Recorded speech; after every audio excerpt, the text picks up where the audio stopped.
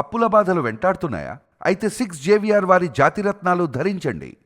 Welcome to మనం TV. నేను మీ Manoj. So YCP 3 రాజధానుల విషయంపై చాలా గట్టిగా ఉంది. 2019 నుంచి 24 వరకు ఎట్టి పరిస్థితుల్లో 3 రాజధానులు అని చెప్పి అమరావతిని మసిబూసి మారేడుకాయ చేసే ప్రయత్నం చేసింది. సో ఇప్పుడు మళ్ళీ వైసీపీ అమరావతి విషయంలో పర్టికులర్గా మాట మార్చింది. సో ఎట్టి పరిస్థితుల్లో అమరావతి ఉండాలి రాజధానిగా, విశాఖ నుంచి పరిపాలన మేము పెట్టమని చెప్పి కూడా సజ్జల రామకృష్ణారెడ్డి గారు చెప్పిన పరిస్థితి. సో ఇదే విషయంపై మనతో మాట్లాడడానికి ప్రముఖ analyst, senior journalist doctor Bharat Reddy గారు ఉన్నారు. మాట్లాడదాం. నమస్కారం అండి. నమస్తే. యా సార్, అంటే ఏంటి 2 నాలుకల ధోరణి ఎలా చూడొచ్చు అంటారు అసలు? 2 నాలుకల ధోరణి అంటే రాజకీయ నాయకులు వాళ్ళ అభిప్రాయాలను మార్చుకుంటుంటారు. ప్రజల అభిష్టం మేరకు మార్చుకున్నారని అనుకోవచ్చు. ఎందుకంటే రాజధాని నగరం తరలిస్తూ, అంటే ఒక ప్రాంతాన్ని తరలిస్తూ 3 రాజధానులు అంటే కొంచెం పాటును తగ్గించిన అమరావతి ప్రజలు ఓడించారు. సరే, రాజధాని వస్తున్న ఆనందంతో ఏమైనా వైజాగ్ ప్రజలు ఓటేశారంటే అక్కడ ఓడించారు.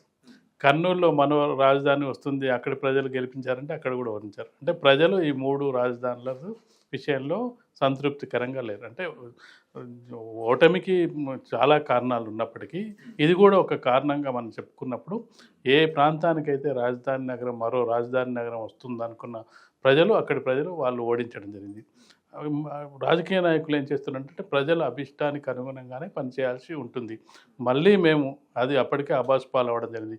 అమరావతి రైతులు దాదాపుగా 500 అంటే 5 సంవత్సరాల పాటు దీక్ష చేయడం జరిగింది. మా దగ్గర నుంచి తరలిపోవద్దు రాజధాని అని చెప్పి 3 రాజధానుల కాన్సెప్టు. అమరావతి, ఆంధ్రప్రదేశ్కి అసలు రాజధాని ఏది అంటే 5 ఏళ్ల కాలంలో చెప్పుకోలేని పరిస్థితి ఒకటి ఉండే.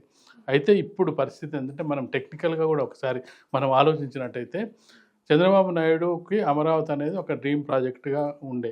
ఆయన ముఖ్యమంత్రిగా ప్రమాణ స్వీకారం చేసిన వెంటనే రాష్ట్ర రాజధానికి సంబంధించి మనం ఏదైతే పునర్విభజన బిల్లులో రాజధానికి సంబంధించిన అంశాన్ని రాష్ట్ర ప్రభుత్వానికి వదిలేయడం జరిగింది. మీకు నచ్చిన చోట మీరు సెలెక్ట్ చేసుకొని, మేము ఒక కమిటీ వేస్తాం, ఆ కమిటీ ద్వారా మీరు సెలెక్ట్ చేసుకొని మీరు రాజధాని మీరు సెలెక్ట్ చేసుకోరని చెప్పి పునర్విభజన చట్టంలో ఉన్నది. అందుకు అనుగుణంగా శివరామకృష్ణ కమిటీ వచ్చి కొన్ని ప్రపోజల్స్ ఇచ్చినప్పటికీ ఆ ప్రపోజల్స్ కాదని సెంటర్గా ఉంటుంది.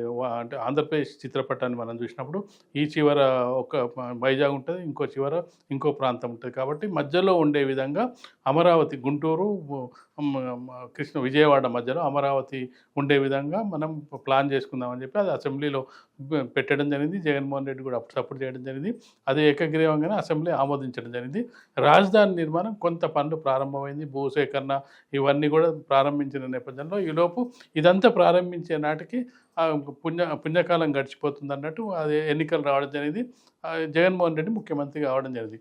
జగన్మోహన్ రెడ్డి కాన్సెప్ట్ ఏముందంటే, ఈ గతంలో మనం చేసిన పొరపాటు ఈసారి చేయొద్దు, ఒకే ప్రాంతాన్ని అభివృద్ధి చేసినట్టయితే మిగతా ప్రాంతాలు వెనుకబడిపోతాయి, వికేంద్రీకరణ జరగాలి, వికేంద్రీకరణ ద్వారా 3 రాజధానులు ఏర్పాటు చేద్దాం అని చెప్పి అతను 3 రాజధానుల కాన్సెప్ట్ తీసుకురావడం జరిగింది.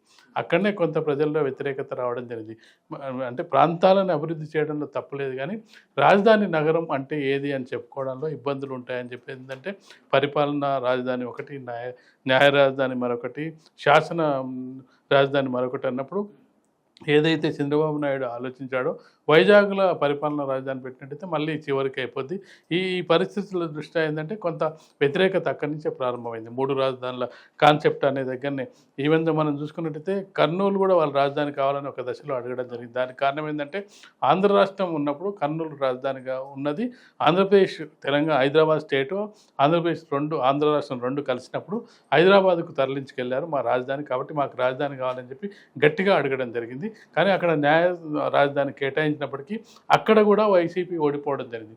వీటన్ని కారణాల దృష్ట్యా ప్రజలు ఈ 3 రాజధానుల కాన్సెప్ట్ని ఒప్పుకోవట్లేదు అనే ఉద్దేశంతో మారి ఉండొచ్చు. మరొకరి మన టెక్నికల్ అంశాన్ని మనం ఒకసారి పరిగణలోకి తీసుకున్నట్టయితే, ఇలాంటి ప్రమాదాలు, ఇలాంటి ఉద్దేశాలు రాకుండా చంద్రబాబు నాయుడు ఏం చేశారంటే, క్యాబినెట్లో అమరావతి ఏకైక రాజధాని అని చెప్పి క్యాబినెట్లో తీర్మానం చేసి ఆ తీర్మాన కాపీని పార్లమెంట్కి పంపడం జరిగింది. పునర్విభజన చట్టంలో ఈ పదాన్ని చేర్చమని చెప్పడం జరిగింది. పునర్విభజన చట్టంలో ఒకసారి ఆ పదాన్ని, ఇక ఆంధ్రప్రదేశ్కు శాశ్వత రాజధాని అమరావతి అంటే కనుక పునర్విభజన చట్టంలో చేర్చినట్టయితే ఇక రాజధాని మార్చే అవకాశం ఇక రాష్ట్ర ప్రభుత్వానికి ఉండదు. మళ్ళీ మార్పించాలంటే మళ్ళీ కేంద్రం నుంచి చట్టంలో నుంచి తొలగించి మార్పించాలి. ఆ టెక్నికల్ ఇష్యూను ఆల్రెడీ చేయించడం వల్ల ఇక మార్చే అవకాశం లేదు. మార్చే అవకాశం లేనప్పుడు ప్రజల మూడు కూడా ఆ విధంగా ఉన్నప్పుడు మనం కూడా ప్రజల మూడుకు అనుగుణంగా టెక్నికల్గా కూడా అది మార్చే అవకాశం లేనప్పుడు మనం కూడా అమరావతి రాజధానిగా ఓటేస్తే బెటరు. అమరావతి రాజధాని మళ్ళీ మేము అధికారంలోకి రావడానికి 3 రాజధానులు అని చెప్పినట్టయితే ప్రజలు తిరస్కరిస్తారనే భావనతో వైసీపీ ఒక రాజకీయ వ్యూహంలో భాగంగా ఆ మాట అని ఉంటుందని మనం అనుకోవచ్చు. గతంలో మనం చూసుకున్నట్టయితే హైదరాబాద్ మాత్రమే డెవలప్ అయింది ఒకటే రాజధాని ఉండడం వల్ల అని చెప్పిన వైసీపీ జగన్మోహన్ రెడ్డి ముఖ్యంగా వికేంద్రీకరణ ద్వారానే ప్రాంతాల అభివృద్ధి అవుతాయని చెప్పడం జరిగింది. ఎందుకంటే వైజాగ్ తీసుకోవడానికి కారణం ఏంటంటే ఉత్తరాంధ్రను అటు కవర్ చేయొచ్చు, ఇటు కర్నూలు వల్ల రాయలసీమ కూడా కవర్ అవుతుందని చెప్పి చేయొచ్చు. కానీ ఆ ప్రాంతాలుగా అంటే చూసినప్పటికీ వాటిని అభివృద్ధి చేయడానికి వివిధ మార్గాల ద్వారా అభివృద్ధి చేసే అవకాశం ఉంటుంది. గత 5 ఏళ్ల కాలంలో చూసుకున్నట్టయితే వైసీపీ ప్రభుత్వం ఉన్న కాలంలో మీ రాజధాని ఏది అంటే చెప్పుకోలేని పరిస్థితి ఒకటైతే ఆంధ్ర రాష్ట్ర ప్రజలకైతే ఉండింది. ఇప్పుడు ధైర్యంగా మా రాజధాని అమరావతి అని చెప్పుకునే పరిస్థితి ఉంది కాబట్టి ఆ పరిస్థితి నుంచి ముందుకెళ్ళే అవకాశం లేదు కాబట్టి ఆ విధంగా వ్యాఖ్యానించి ఉండొచ్చు అని మనం అనుకోవచ్చు. సార్ ఇప్పటికైనా లాజికల్గా అమరావతినే ఇంకా అంటే రేపొద్దున ఏమన్నా ప్రభుత్వాలు మారినప్పటికీ కూడా లాజికల్గా అమరావతి ఉండాలి అనే ఒక చట్టం అనేది ఎవరు తీసుకురావచ్చు? పార్లమెంట్లో పునర్విభజన చట్టంలో ఆ విధంగా చేర్చినట్టయితే ఇంకా టెక్నికల్గా అది ఇప్పటికే కేబినెట్ తీర్మానం చేసి పార్లమెంటుకు పంపడం జరిగింది. పార్లమెంటుకు పంపిన తర్వాత పార్లమెంటులో పునర్విభజన చట్టంలో లోక్సభ రాజ్యసభ ఆమోదించిన తర్వాత రాష్ట్రపతి కూడా దాని మీద సంతకం అయిపోతుంది. అంటే కొన్ని మార్పులు చేర్పులు పునర్విభజన చట్టంలో ఏవైతే చెప్పారో వాటికి దానికి తోడు ఇది కూడా ఇదే మా రాజధాని శాశ్వత రాజధాని అని చెప్పడం ద్వారా ఇక ఒకవేళ మార్పించాలంటే కూడా రాష్ట్ర ప్రభుత్వం చేతిలో ఉండదు. ఇప్పుడు కేంద్ర ప్రభుత్వం చేతిలోకి వెళ్ళిన తర్వాత కేంద్రం కూడా మళ్ళీ పార్లమెంట్లో చట్టం చేసి మార్చాల్సిన అవసరం ఉంటుంది కాబట్టి ఇంకా టెక్నికల్గా లాజికల్గా ఇంకా దాన్ని మారే అవకాశం ఉండదు. ఎందుకంటే ఇప్పుడు 3 రాజధానులు అన్న చోటనే చెప్పిన చోట వైసీపీ ఓడిపోయింది. ఇప్పుడు కర్నూలు రాజధాని కావాలని గట్టిగా పట్టుబట్టిన వైసీపీ కర్నూలు ప్రాంతవాసులు వైసీపీని ఓడించారు. అలాగే వైజాగ్లో కూడా ఓడించడం జరిగింది. వైజాగ్ పరిసర ప్రాంతాల్లో కూడా వైసీపీకి ఒక సీటు ఏదైతే రాజధాని నగరం కోసం ప్యాలెస్ని ఏర్పరచుకుంటూ తాడేపల్లి ప్యాలెస్ అక్కడ కూడా వైసీపీ ఓటమి చెందడం జరిగింది. కాబట్టి ఏదైతే సజ్జల రామకృష్ణారెడ్డి ఇప్పుడైతే చెప్పాడో ప్రజలు ఇక 3 రాజధానుల అంశాన్ని పక్కన పెట్టారు. మనం కూడా పక్కన పెడితే బాగుంటుంది. వచ్చే ఎన్నికలకు మనం ఈ నినాదంతో వెళ్ళినట్టయితే మరొకసారి తిరస్కరించే అవకాశం ఉంది. ఇప్పుడు వైసీపీ ఓటమిలో చాలా కారణాలు ఉన్నప్పటికీ ఇది కూడా ఒక కారణంగా ఇప్పుడు కర్నూలు చావుకు 1,00,000 కారణాలు అన్నట్టు ఇది ఒక్కటే కారణం కాదు. కానీ ఇది కూడా నెగిటివ్ వచ్చినప్పుడు ఒక్కొక్క నెగిటివ్ యాడ్ అవుతుంటుంది. ఇది కూడా కాబట్టి ఒక్కొక్క దాన్ని తొలగించుకోవడం మళ్ళీ అధికారం కావాలి. ఎందుకంటే ఇప్పుడు ప్రతిపక్షంగా ఉన్నది వైసీపీ ఒక్కటే. ఒకవేళ అధికార పార్టీ మీద వ్యతిరేకత వస్తే అది ఎవరికి లాభించాలో ఖచ్చితంగా ప్రతిపక్షానికి లాభించాల్సిన అవసరం ఉంది. ఎందుకంటే మరో పక్షం లేదు. మిగతా పక్షాలన్నీ కూడా కూటమిలో భాగస్వామ్యం, జనసేన కానీ లేదంటే బీజేపీ కూడా కూటమిలో భాగస్వామ్యం. మిగిలి ఉన్నది వైసీపీనే.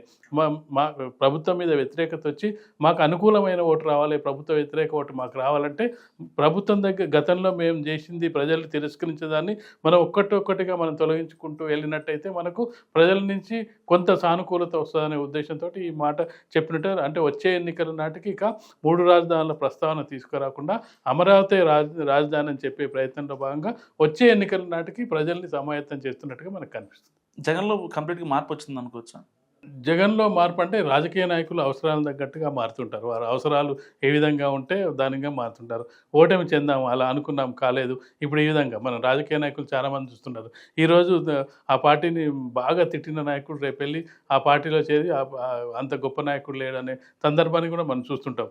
నిన్నటి వరకు తిట్టిన నాయకుడు ఈరోజు ఆ పార్టీ అధినేతకు జై కొడుతున్న సందర్భాలు కూడా మనం చూస్తుంటాం.